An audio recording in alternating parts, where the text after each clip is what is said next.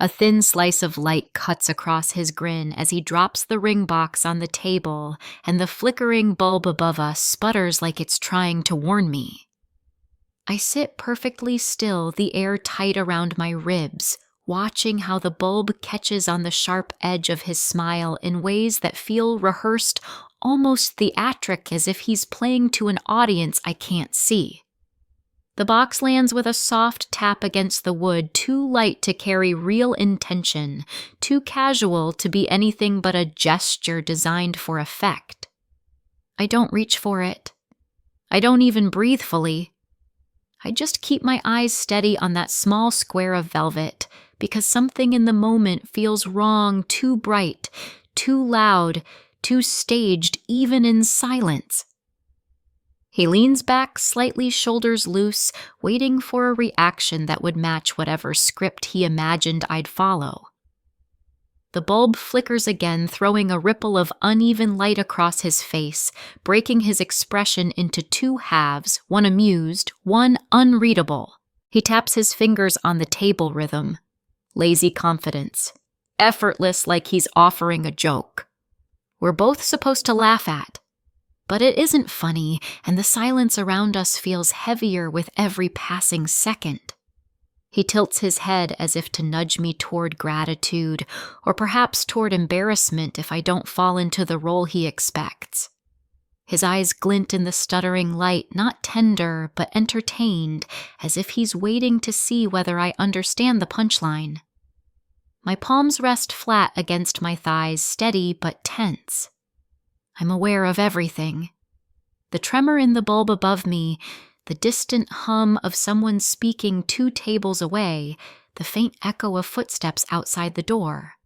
But mostly I'm aware of his smirk, the one that doesn't soften or falter, the one that feels like a spotlight cutting straight through the dimness. He pushes the box an inch toward me with one finger, the gesture casual enough to disguise the condescension beneath it. I still don't touch it. I don't give him the moment he seems to want, the dramatic sweep of surprise or delight or tears that would make his grin widen into something triumphant. Instead, I blink slowly, taking in the sharpness around us, the metal legs of the table, the faint scratch in the wood, the dust along the rim of the bulb's shade, because noticing the small things keeps my heart calm, keeps me from reacting, keeps me from breaking. He exhales through his nose, short and amused, tapping his thumb against the lid of the box like a drummer impatient for applause.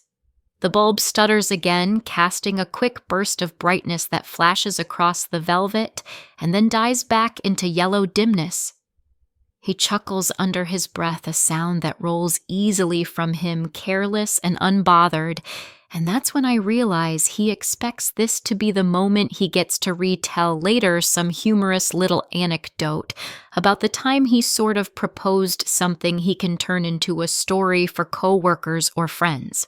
My stomach knots, heat rising to my cheeks, but my face stays calm, my hands still steady. I lift my gaze from the box to him, meeting the grin head on. His eyebrows lift slightly, like he's impressed I'm taking so long, like the pause itself is something he owns. The light catches on his smile again, slicing it into something colder than he seems aware of showing. He finally speaks, voice low and teasing something about how serious I look. Something about how it was just supposed to be fun. Something about how I shouldn't overthink things so much. His words drift in and out beneath the hum of the failing bulb, each syllable slipping through a tone that sounds almost parental, like he's guiding a child through a game. I want to stand. I want to walk away, but I don't. Not yet.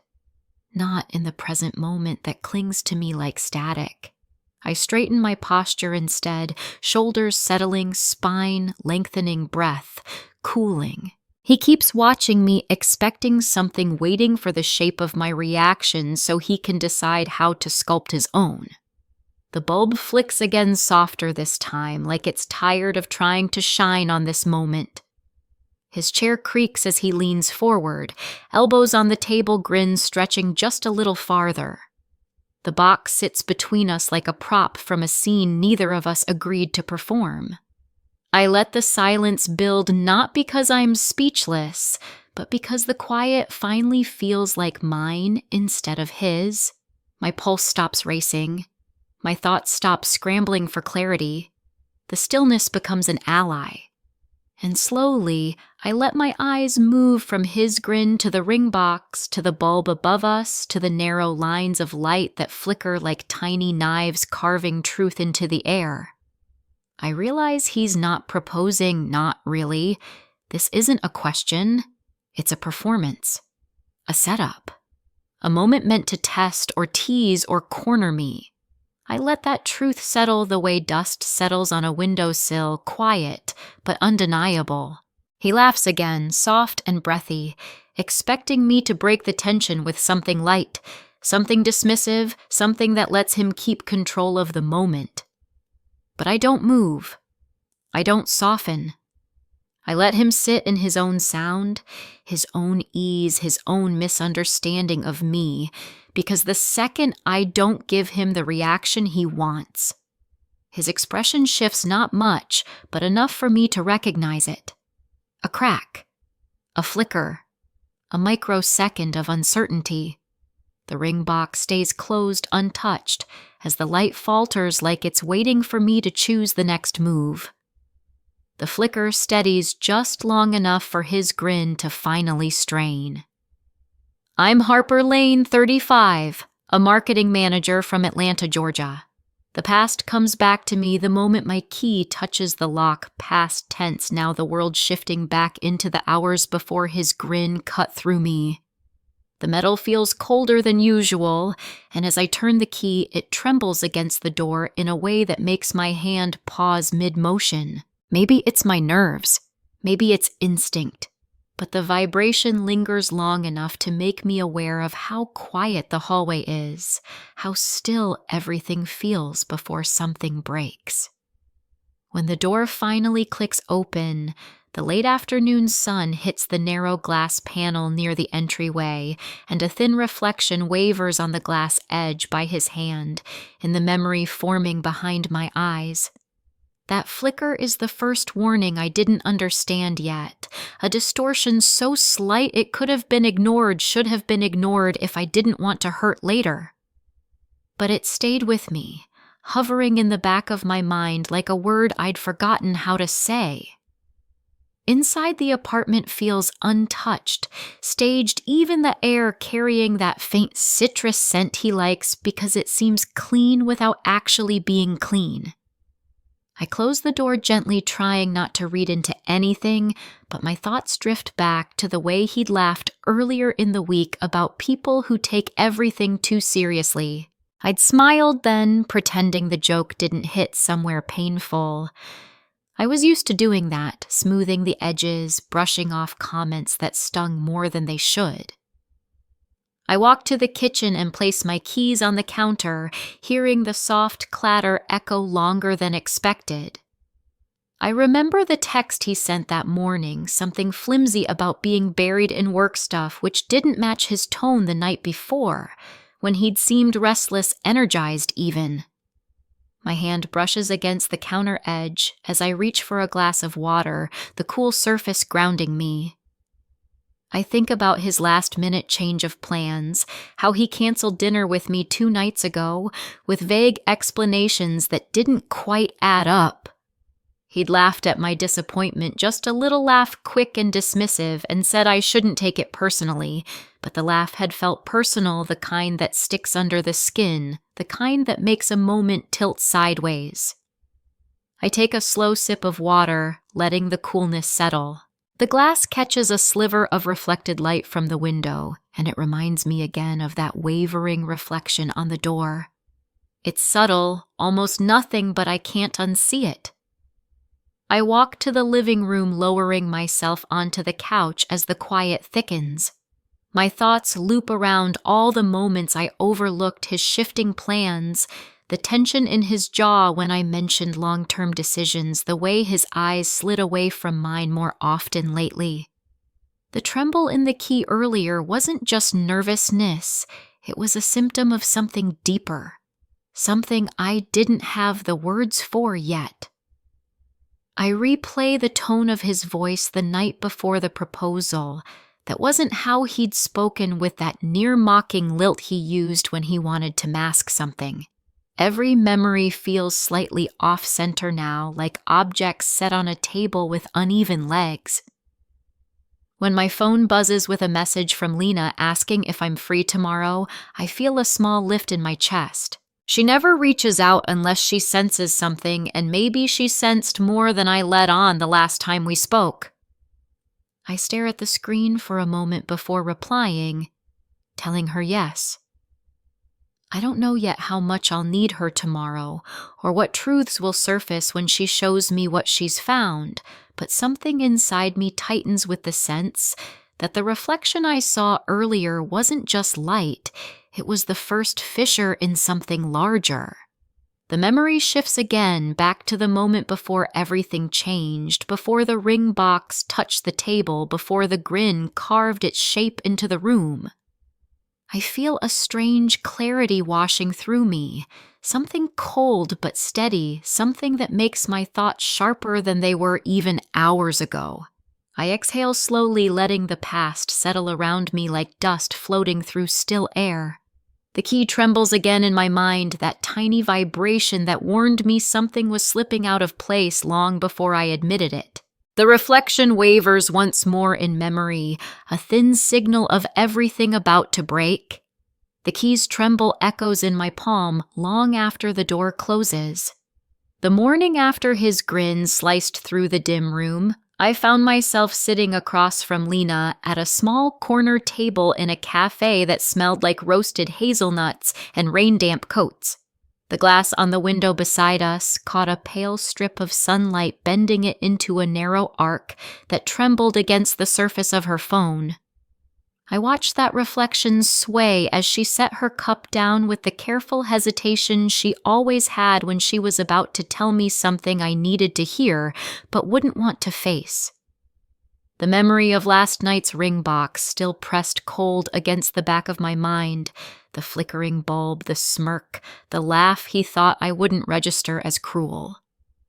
Lena studied me for a long moment, eyes narrowed not in judgment, but in the way someone looks at a photograph they're trying to decipher. I could feel her reading the stiffness in my shoulders, and the way I avoided looking at my own reflection in the window. "Harper," she said quietly, sliding her phone toward me. Her voice held the kind of steadiness she only used when the truth was heavier than she wanted it to be. I hesitated before reaching for it. Fingers hovering like I already knew whatever waited there would reshape the way I understood everything. The glass reflection widened as I tilted the phone slightly, and that was when I saw it, evidence number 1. A screenshot labeled Ref AX14. The timestamp at the top didn't match what he'd told me. Not even close. It wasn't a minor slip or a misunderstanding. It was specific, deliberate, impossible to explain away with his usual jokes. The reflection on the phone's surface fractured for a second, as if the light itself had grown uneasy with what it was revealing. Lena leaned in closer, her elbows resting firmly against the table. "You said he told you he was home by 9, she whispered, as though saying it louder might shatter something. I nodded, my throat tightening with a pressure that felt too ancient for something so recent. The screenshot said 10:27 p.m., and it wasn't just the time that bothered me, it was the location tag beneath it. A place he hadn't mentioned. A place he'd avoided talking about last night when he laughed and said the whole proposal moment was just supposed to be fun. My fingers tightened around the phone as the glass reflection stretched across the screen, like a line dividing what I thought I knew from what was becoming undeniable. In my mind, I replayed the moment he slid the ring box across the table, not lovingly, not nervously, but casually like a prop handed off between actors mid-scene. His smirk had carried something hollow, something rehearsed. Now, looking at the evidence Lena had placed in my hands, it made too much sense. This wasn't an impulsive gesture gone wrong. It was a setup, a performance timed and positioned with the same casual precision he used when he wanted to test how much he could get away with. He told me he was exhausted. I murmured half to Lena, half to myself, feeling the weight of the contradiction settle heavily in my chest. She didn't answer. She didn't have to. Her silence held more compassion than any words could. The glass reflection on the table shifted as a cloud passed overhead, thinning the light, then brightening it again. It made the phone's screen glow faintly, the timestamp impossible to ignore. The contradiction wasn't accidental. It was a fracture, a clean break in the story he'd crafted. The kind of break you don't come back from. I forced myself to steady my breathing, focusing on the cool surface of the table beneath my palms. The tension in my chest wasn't panic. It was clarity settling in slow and deliberate. I looked out the window briefly, watching strangers pass by, laughing, living lives that didn't feel like they were collapsing or rearranging themselves in real time. The ring box from last night felt heavier now, even in memory the shape of it lodged under my ribs. Lena reached out her hand, hovering near mine in a gesture that said she was there without smothering me with reassurance. "Harper." "This isn't nothing," she said finally. Her voice wasn't shaky or dramatic. It was grounded, real, and exactly what I needed. I nodded without looking up, eyes fixed on the screenshot. The numbers stared back, unmoving, unblinking, undeniable. In the corner of my vision, the reflection on the cafe window blurred slightly, like even the light had grown unsure of how to behave around the truth. I exhaled slowly, letting the reality sink into every tense muscle. The first fracture had formed. A timestamp too precise to dismiss, a place too specific to ignore. Something had shifted beneath the surface of our relationship long before the ring box hit the table. Now it was surfacing, crawling out from the shadows into the open light. The reflection on the phone bends just slightly, just enough to show the truth hiding beneath his grin. The timestamp lingers in my mind long after the screen goes dark. Marcus calls me into the bar before opening hours. The place still dim and half-formed in the morning shadows. The metallic shadow from the overhead fixture stretches across the counter like a dark underline, pointing toward whatever truth he's about to show me. The room smells faintly of citrus cleaner and last night's spilled whiskey, but everything feels muted, quiet enough for my heartbeat to sound too loud in my ears. He stands behind the counter, fingers tapping a slow rhythm against the wooden surface, as if trying to work up the nerve to hand over what he's found. The way he looks at me, steady, cautious, tells me he already knows this won't be easy. I take a breath, cold and deliberate, letting the dimness sink into my skin. He nods toward the monitor, the screen flickering with a graininess that mirrors the unease settling inside me. When the footage loads, the bar lights hum faintly, casting that long metallic shadow across the counter once more. Then I see him, Adrian, standing exactly where I stood the night of the so-called proposal, except now he's rehearsing something. Rehearsing with a mocking tilt of his head, shoulder-loose hands, gesturing as if delivering a punchline. He laughs at some unseen version of me, anticipating a reaction he's already decided I'll give. My nails press lightly into my palms, grounding me in the cold truth unfolding in front of me. I blink once, slow, not wanting to look away. Marcus clears his throat. "This is from Cam 2D, he murmurs. "I didn't know if I should show you." Evidence number 2 sits right there in the corner of the feed angle ID time marker, blurred but readable enough to show it was captured before I arrived, before he ever dropped that ring box, before he let his grin cut the dim room like a blade. The timestamp places him at the bar rehearsing, practicing his performance, his laugh, his casual cruelty. My jaw tightens. The metallic shadow deepens as the light shifts, crawling across the counter and over my hand. I don't move. The footage isn't long, just a minute or 2, but it's enough to wound the last sliver of doubt I had left. Enough to strip away the fragile hope that maybe it hadn't been malicious. Maybe it had been careless, clumsy, thoughtless. But no. Here he is performing, perfecting the angle of his grin, tapping the ring box against his palm like a comedian ready to deliver the final beat of a joke. The video ends with a static blur. Marcus stops it gently, his hand hovering near the button as if afraid pressing too hard might make the truth hit harder. He doesn't look at me right away. I swallow, breathing through the slow rise of heat under my ribs. I don't cry. I don't speak. I just let the moment settle like dust in the air, heavier with each passing second. My inner voice, quiet until now, sharpens. This wasn't an accident. It wasn't a misunderstanding. It was intention, planned, rehearsed, executed with the confidence of someone certain I wouldn't notice. I think of the flickering bulb from that night slicing light across his grin, and I realize now that the cruelty had begun long before the ring box hit the table. The metallic shadow on the counter deepens as the bar lights brighten by a fraction, stretching toward my fingers like a reminder that something essential just snapped. Marcus finally looks up. His voice is soft. "You didn't deserve that." The words land gently, but the truth beneath them is a blow. I steady myself with a slow inhale. The bar sits in silence, distant clinks sounding somewhere in the back as staff begin to arrive, unaware of the fault line opening in front of me.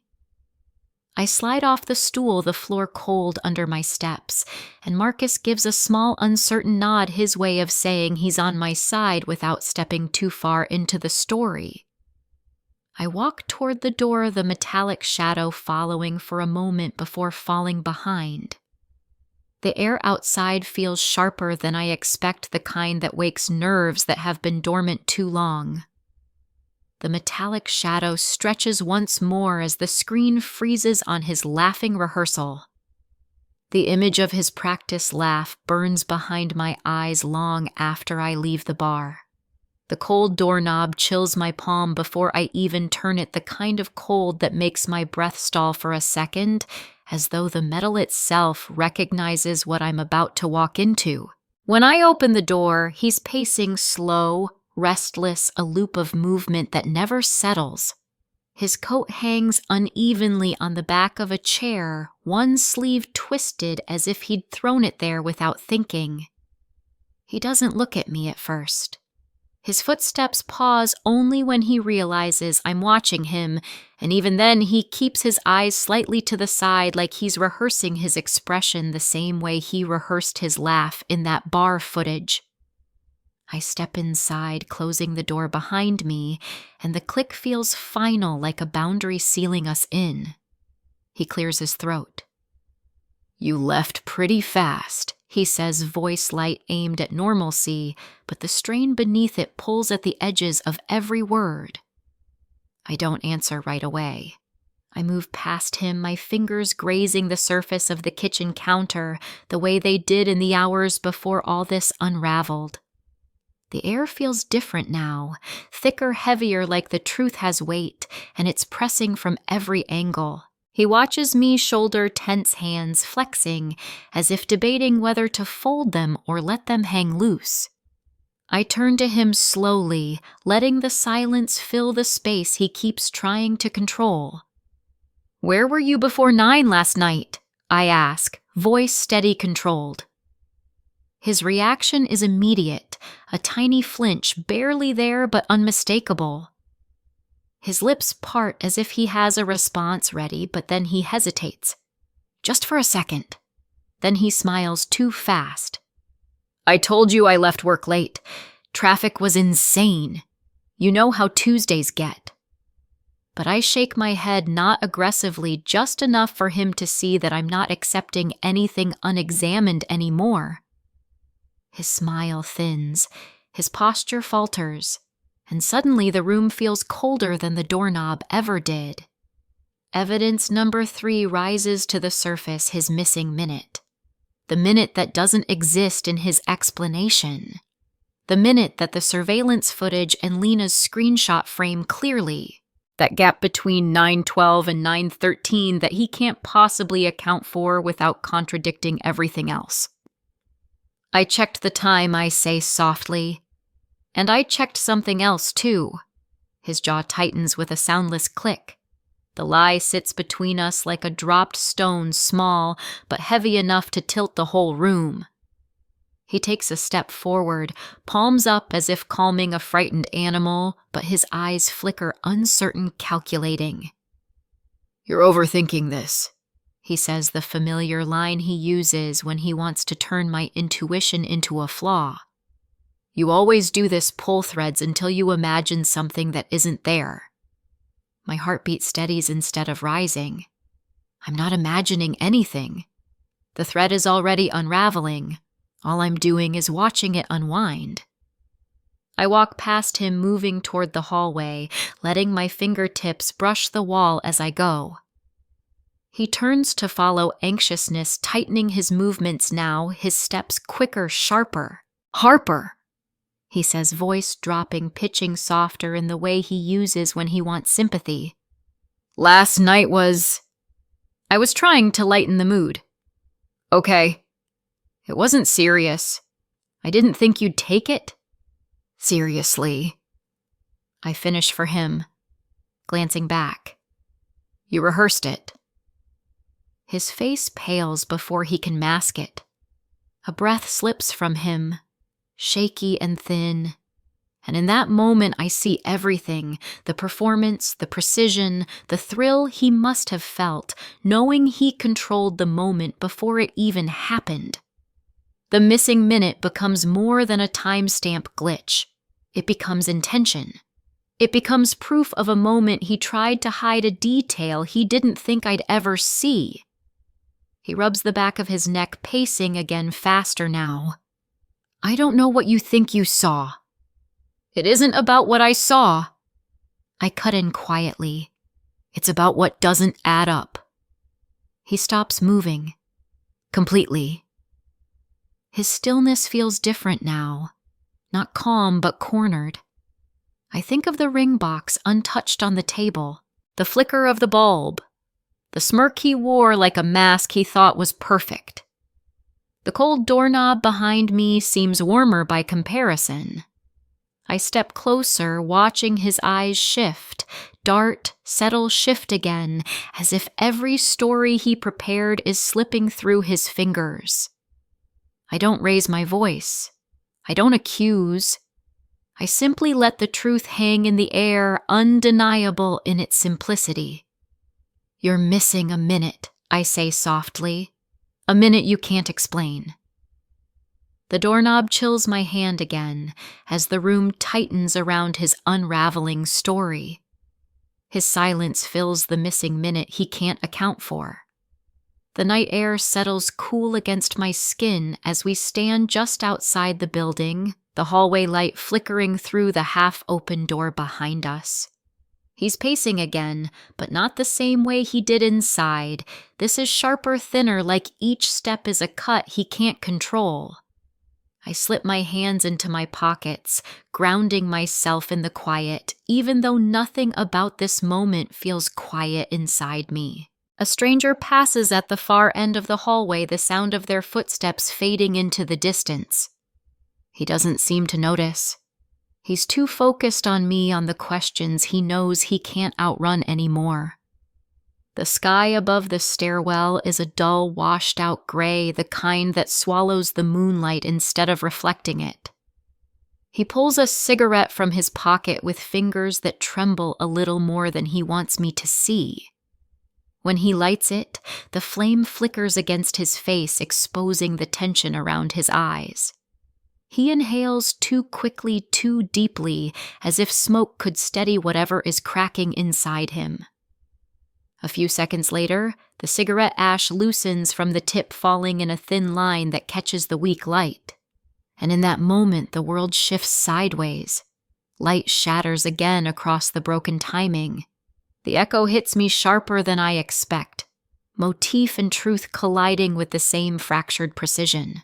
He exhales, but his gaze darts away toward the stairwell, toward anything that lets him avoid looking at the inevitability forming between us. I step closer just enough to let the tension tighten another notch. "You have 2 timestamps," I say softly. 2. On the same message. He freezes, not in surprise, but in terror. Real terror. His fingers twitch around the cigarette and more ash falls, scattering across the concrete floor like pieces of a story that no longer fits together. I pull my phone from my pocket, not to show him not yet, but to feel the weight of the evidence in my hand. Evidence number 4. The timestamp glitch. The message forwarded from Lena, the one he tried to brush off as weird reception issues, now revealing a glitch that shouldn't exist. One version delivered at 8:41, another at 9:06. 2 times for one message. 2 truths trying to occupy the same moment. His jaw flexes. His eyes flicker between the cigarette and the ground. "Phone's mess up," he mutters. It's not what I ask calmly. Not proof, not real, not something you can talk your way around. His voice breaks on the next inhale, just slightly, but enough. The hallway light buzzes overhead, catching the ash again as it drifts down in small gray pieces. Time feels stretched, like both of us are suspended in the same glitch he hoped I wouldn't notice. "You're twisting things," he says, slipping back into the tone he uses when he wants to turn clarity into confusion. "You're taking everything the wrong way. Stop." My voice is quiet, steady, but it cuts through his excuses like the air between us thinned into a wire. He does stop. He looks at me for the first time since we stepped outside, eyes raw with something he can't disguise anymore. I hold his gaze without flinching. "There's a contradiction you can't explain away," I say. "And you know it. That's why you're shaking." He glances down at his hand, startled to realize the tremble is visible. The cigarette burns lower ash, forming at the edge again.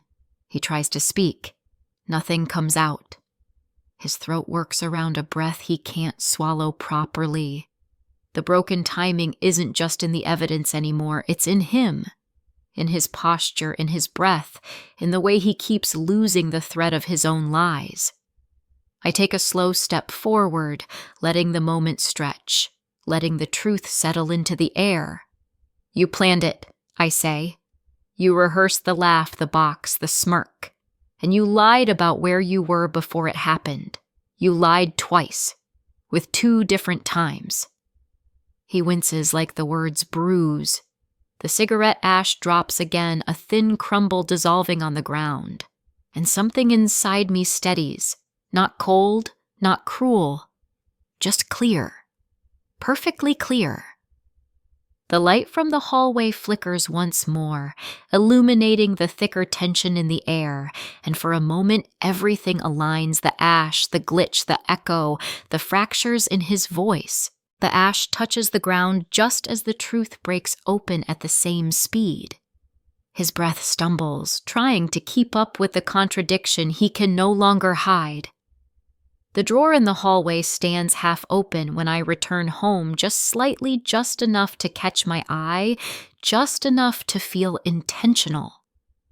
The soft scrape of wood against wood seems out of place in the quiet apartment, as if something inside it shifted on its own. I stop in the doorway, letting my gaze settle on that thin, unnatural gap. The air feels heavier than it should, the stillness dense enough to press against my ribs. I don't move toward it yet. I listen. There's a faint hum from the refrigerator, the distant echo of traffic outside, but nothing else. No footsteps, no breathing, no sign that anyone is here except me and whatever truth is waiting inside that drawer. Then a knock sounds behind me, firm but not aggressive. I stiffen. When I open the door, the last person I expect stands on the other side, Mrs. Alden. My downstairs neighbor, her posture sharp with urgency. Her lips pinch into a tight line before she speaks. "I need to tell you something," she says, voice low, the tone people use when information feels dangerous. She steps inside without waiting for an invitation, her eyes flicking to the half-open drawer, confirming that she sees it too. "He left earlier." She continues, and I overheard something. I wasn't going to say anything, but after last night, I think you should know. Her words settle like a weight in the room. Evidence number 5 arrives, wrapped in something unexpectedly fragile concern. She pauses, steadying herself before delivering the statement that fractures the last illusion holding his story together. "He said he hoped you'd react big," she whispers. "Said it would be funny. Said he knew exactly what you'd do." She looks away, ashamed for him, in a way he should be ashamed for himself. She gives the location too, outside the stairwell near the mailboxes, fulfilling the second required field. The sound of the sentence lingers in the space between us, heavier than any screenshot or glitch. I absorb it in silence, my shoulders tightening as the words replay inside my mind, each repetition colder than the last. I nod slowly, letting her know I heard everything. She doesn't ask questions. She simply leaves the way she came, closing the door softly behind her. I turn back to the drawer. The small gap feels wider now, like the air around it has shifted. My steps are slow, measured the floor beneath me, creaking faintly with each movement. The drawer slides open with almost no resistance, as if whatever held it shut earlier has given up. Inside are papers, receipts, folded notes, tangled earbuds, and something else, a crumpled scrap of paper with my name written on it in his handwriting. I unfold it, the edge rough against my fingertips. It's an old to-do list. Groceries, errands, small reminders. But on the back, faintly written, is something else. A line I recognize from his rehearsed gestures. A phrase he'd said under his breath once, laughing. "Set the scene." My pulse slows to something eerily calm. He wrote it.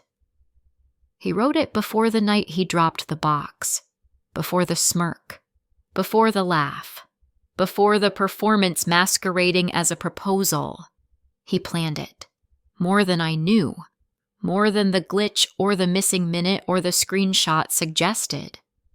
The drawer remains open, the dim room framing it like a spotlight. Everything in it feels like evidence he forgot to hide, scraps of a mindset he never thought I'd see. I stand perfectly still, absorbing every detail, letting the truth fit together piece by piece. No more contradictions, no more confusion. The line on the paper, the overheard words, the half-open drawer, they all bind into perfect clarity. My breath deepens, slow and controlled.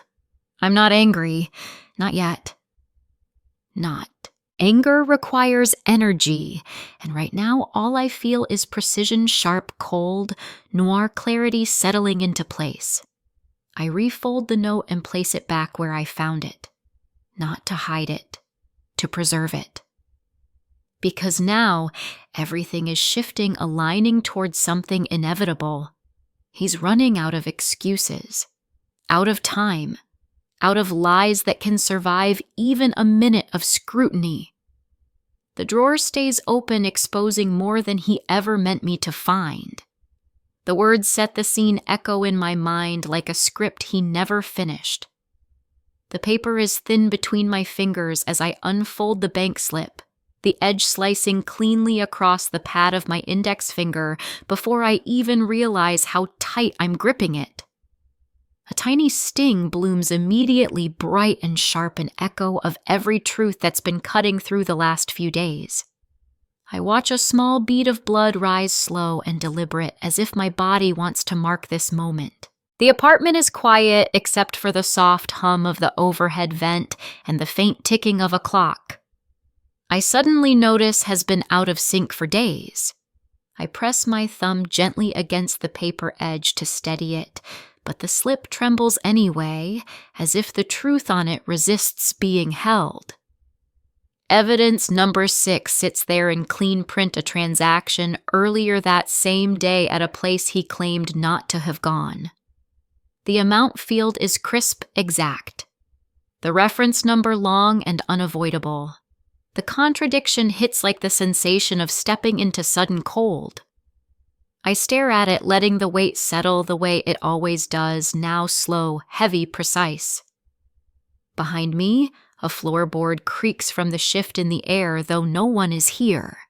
It's just me and the truth.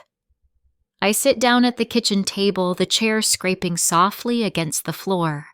The sunlight through the blinds cuts the room into steady stripes, and for a moment everything feels suspended. I think about the drawer from the day before, half open like a confession. I think about the timestamp glitch, about Lena's screenshot, about the surveillance footage showing him practicing the smirk he wanted me to fall for. Every piece fits now. Every detail is part of the same picture he built, a performance rehearsed control, shaped the moment like a joke he wanted to land perfectly. I press a napkin to the small cut on my finger, watching the red stain bloom. Anger would be easier than this quiet clarity, but what I feel is colder, cleaner, a kind of steady alignment inside me. I think about how he said I was overthinking, how he tried to twist my intuition into instability, how he laughed casual and careless as if I didn't hear the real meaning behind it. The bank slip lies flat on the table now, my fingerprints faint on the corners. The numbers stare back at me without blinking, without hesitation, without mercy. He said he didn't spend money that day. He said he never passed through that part of town. He said he was rushing home, trying to make the night special, but the truth is sitting right here, bleeding certainty into the room, reshaping the last pieces of a puzzle he never expected me to solve. I close my eyes briefly, letting the sting in my finger tether me to the present, grounding me in the moment he can no longer talk his way out of. When I open them again, the sunlight has shifted. The paper glows faintly, the numbers etched in a clarity that feels almost cruel. The second reversal settles into place. Not loud, not dramatic, just undeniable. He lied, not casually, not accidentally, with choice, with intention. My breath steadies long and slow. My pulse evens. The common threads between every piece of evidence weave themselves into something solid, something that locks into my spine. I fold the slip carefully, a neat crease down the middle, and set it beside the note I found in the drawer. Set the scene. He really believed he controlled all of this. He has no idea the scene is shifting now. A single drop of blood marks the contradiction he can't escape. The folded slip rests like a quiet blade waiting for him to see it. Rain drips steadily from the hem of his coat sleeve, gathering at the edge before falling one bead at a time onto the hardwood floor. The sound is soft, barely there, but each drop lands with a weight that feels heavier than anything he's said in the last 20 minutes. He stands in the doorway, shoulders tight, breath uneven, eyes darting between me and the small stack of folded evidence on the table. His coat is soaked, clinging to him in messy patches, as if the rain tried to wash something off him and failed. I stand a few feet away, arms crossed loosely, not defensive, but deliberate. The air between us feels stretched thin, like a wire pulled too tight, ready to snap at the slightest pressure. He wipes at his face with the back of his hand, frustration forming in small, visible cracks across his expression. Can we not do this right now? He says, voice strained. I'm freezing, Harper. I let the silence sit. It's not spite, it's calculation. Calm calculation. The kind he never expected from me. The kind he thought I wasn't capable of. His wet sleeve darkens the wood where he grips the edge of the door frame, the water dripping again, another small impact against the floor. And with each fall, every lie he's told feels louder. I found something I say quietly. His gaze snaps to me, panic flickering for a split second before he schools his face into something neutral, something practiced, something I recognize too well now.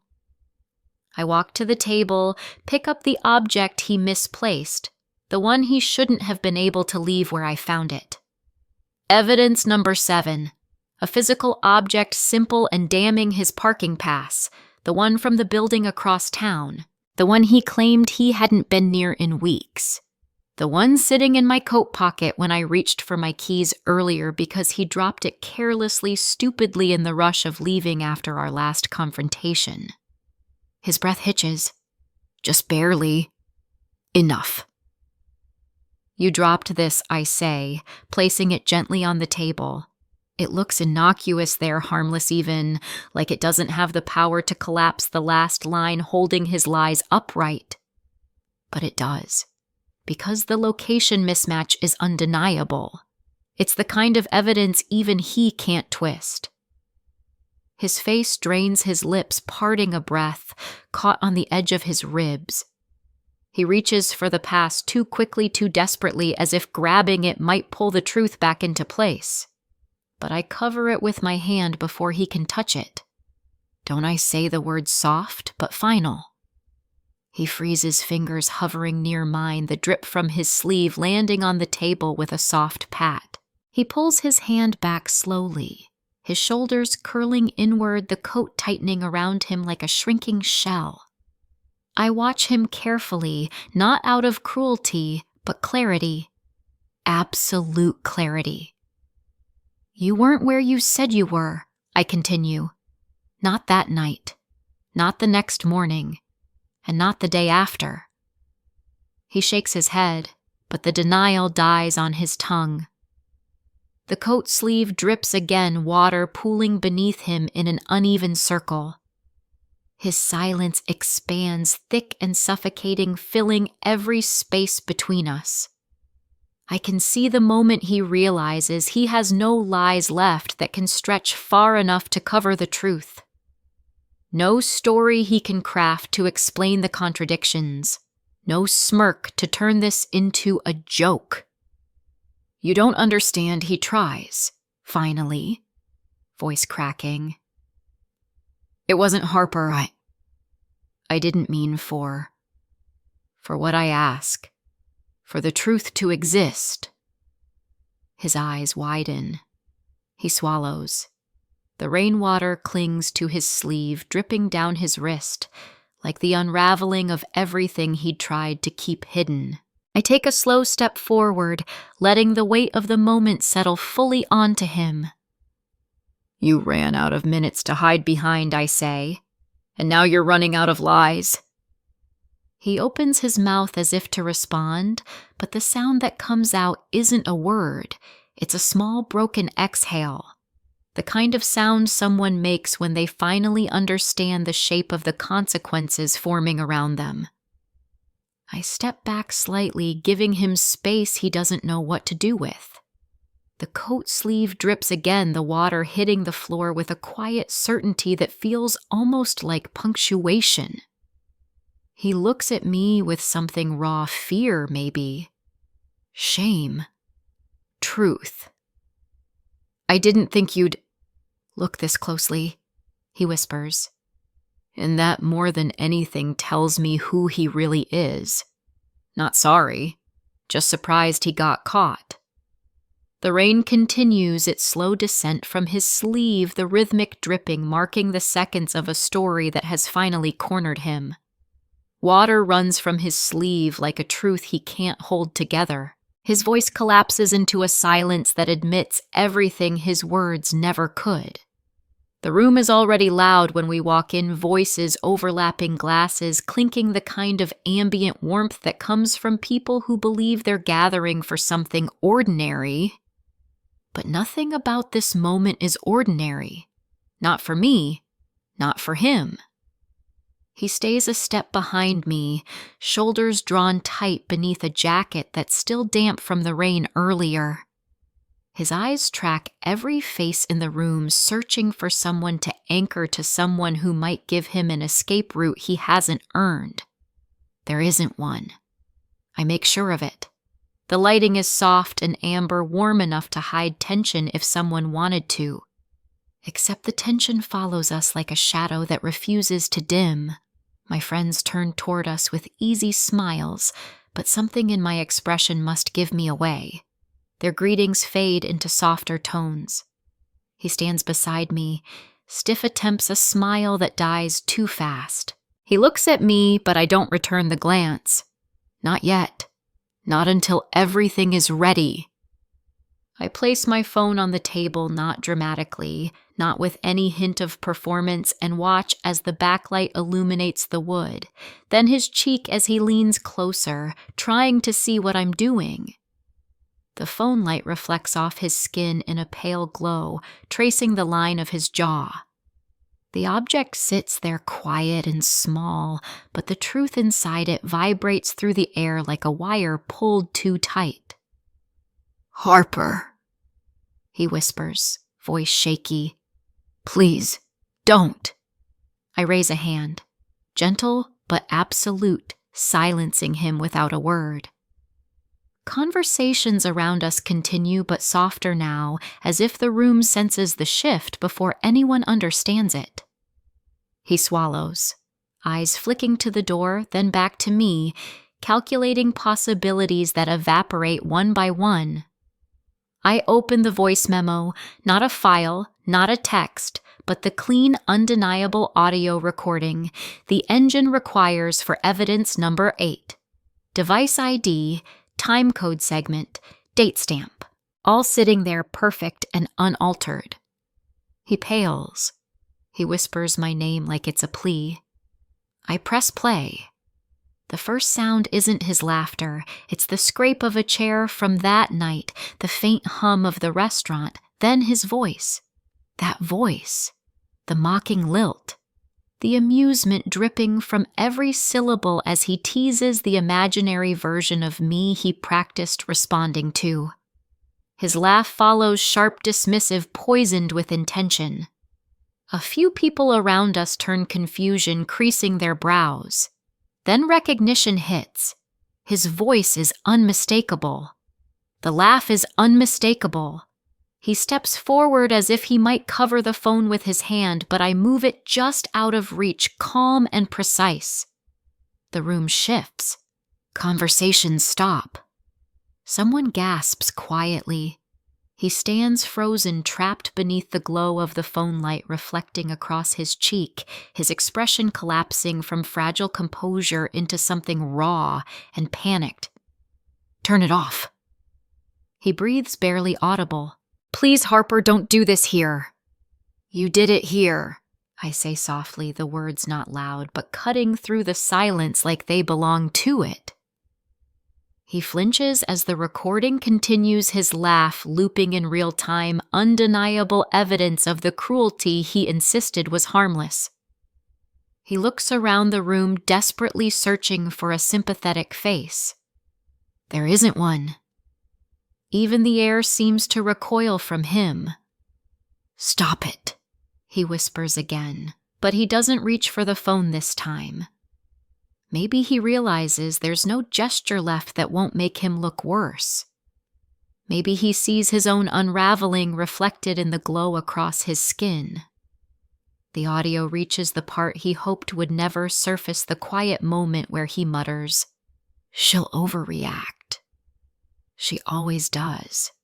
It'll be hilarious." A ripple goes through the room, a slow collective understanding. Fingers tighten around drink glasses. Brows furrow. Someone turns away, unable to keep watching him. His breath hitches sharply like the air in his lungs refuses to cooperate. I watch him, not triumphantly, not cruelly, just with the kind of clarity he never imagined I'd have. The audio plays until the final second, the time code blinking once before falling silent. The moment holds still. He brings a hand to his mouth, covering it like he can hide inside the gesture.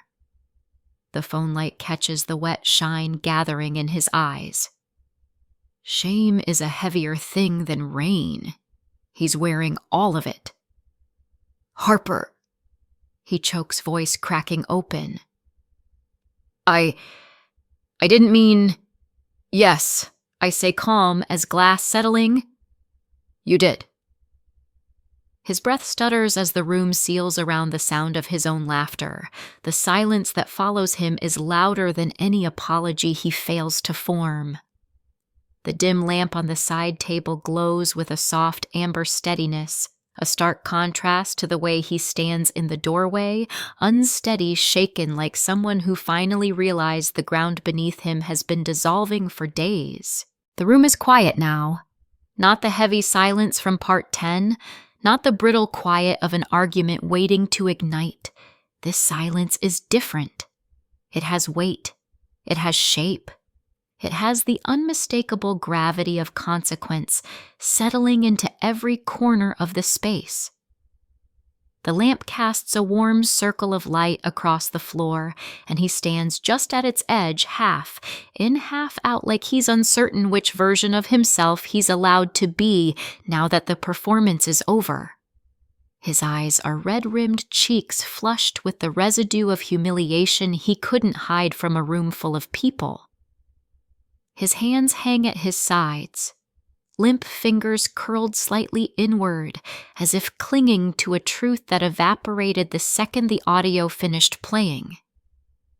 He tries to speak, but the first attempt breaks before forming a word. I stay still, breathing slow, my arms relaxed in a way they haven't been in days. I don't need to raise my voice. I don't need to repeat the truths he spent so long trying to bury. The lamp flickers slightly. Not the chaotic flicker from earlier chapters, but a soft one, a settling one, like the light itself is exhaling. When he finally steps forward, the floor creaks under his weight. His knees buckle not dramatically, not like a scene he might have once rehearsed for sympathy, but quietly, heavily, the way a person sinks when the truth can no longer be outrun. He drops to the floor. Hands splayed, breath hitching with the remnants of panic lodged somewhere in his chest. The lamplight touches the top of his bowed head, revealing the tremble in his shoulders. I don't move toward him. I don't step back either. I simply stand in the warm glow, letting the weight of every moment that led here spread out around us like ink seeping into paper. He looks up at me, not with hope, not with manipulation, but with the hollow realization that there's nothing left to hide behind. I didn't. He begins, but the words die. He tries again, voice raw. I didn't think it, Harper. I didn't think you'd actually... I tilt my head slightly, waiting, not filling the silence for him like I used to. You didn't think I'd what I ask softly. He swallows hard tears gathering at the edges of his lashes. The lamp reflects off them in quiet, shimmering droplets. He closes his eyes. See you, he whispers. Really see you. For the first time, his tone isn't mocking or dismissive or strategic. It's just small. Too small. Too late. The warmth from the lamp pools across the floor between us, its steady glow replacing the harsh light and shadow distortions that followed us through so many earlier moments. It feels symbolic, unintentionally poetic, that the light steadies now here as he kneels before me with the truth exposed and no defense left to cling to. His breathing grows uneven again, a soft, stuttering attempt to form an apology that isn't performative.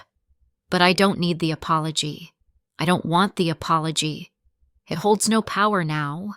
What matters is the clarity, the clean, undeniable understanding that he shaped the moment that broke us, and now he's standing kneeling in the aftermath he built. He puts a hand on the floor to steady himself, but his legs stay folded beneath him, the posture of someone who finally grasps the depth of what they shattered. I watch him for a long moment, my thoughts quiet, my heart no longer racing. There is no triumph in me. No revenge, only a soft, resilient resolve that settles into my bones like the lamplight settling into the room. His lips tremble around a sentence he can't finish. I let him try. He fails again. And again. The truth is bigger than his words. The consequences are larger than any script he once rehearsed. I take a single step closer, not for him, but for myself. His eyes lift, searching for mercy, or perhaps for permission to keep speaking. I offer neither. I offer clarity. This, I say gently, is the moment you earned. His breath shudders, breaking somewhere near the edge of a sob he refuses to let out. The dim lamp casts a small warm halo around my feet, and I let that warmth hold me steady, strong, unshaken. He lowers his gaze again, shoulders collapsing inward as if the truth is settling on him like a physical weight. His knees touch the floor as the light steadies into final clarity. The lamplight warms my skin while his excuses finally fall silent. The present settles around me like a soft exhale, the room quiet except for the subtle hum of the heater pushing warm air through the vents. I stand alone now, the dim hours before sunrise painting a pale glow along the edges of the walls. My breath feels steady in a way it hasn't felt since the night his grin cut through that flickering room. On the side table sits the dim lamp from last night, its glow softer than before, but steady, unwavering. I step closer to the small box of belongings I gathered earlier, things I no longer want to keep. Notes, receipts, the kind of fragments that once meant something only because I pushed meaning into them. Among them lies the object for this moment, a mirror shard small enough to fit in my palm edges, dulled over time, but still sharp enough to catch the faint morning light. I lift it gently between my fingers. The shard tilts, drawing a sliver of brightness across my skin. Nothing like the slicing light from the beginning. This one moves slowly, softly, almost tender. The present tense wraps around me with a kind of clarity that feels earned.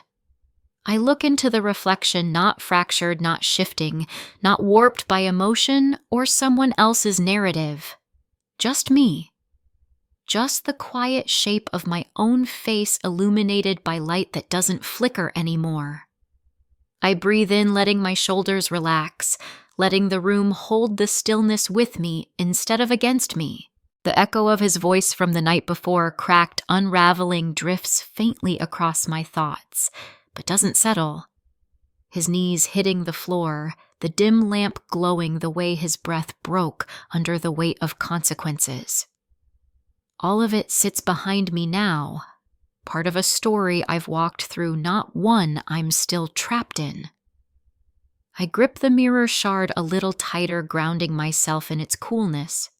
My pulse stays even. There's no anger left, no residual ache. Only clarity, only closure. Only the quiet understanding that truth once unveiled doesn't need to be repeated to stay real.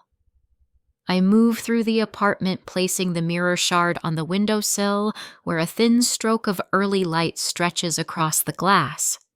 The air carries a hint of warmth, now the kind that follows the coldest part of the night. Outside, the sky shifts from charcoal to gray-blue, slowly unveiling morning. I stand there watching the reflection settle into its shape without distortion. It's a small thing, a shard, a sliver, a fragment, but the moment it gleams back at me feels whole, feels final, feels like the ending I built with every step toward truth. My breath leaves me in a soft release.